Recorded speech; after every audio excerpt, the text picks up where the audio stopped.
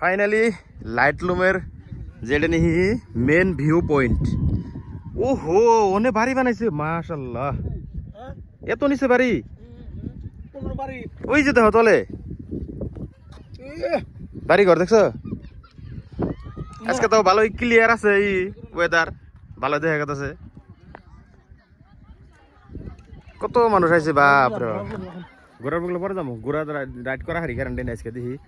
তো এটা হলো যে মেন লাইটলুমের ভিউ পয়েন্ট। সবাই আইসে লাইটলুমের ভিউ পয়েন্ট ভিউ ই করবার নিকে। তো আমরা বহুত কষ্ট করে আইলাম, এই যে আছে মানুষ।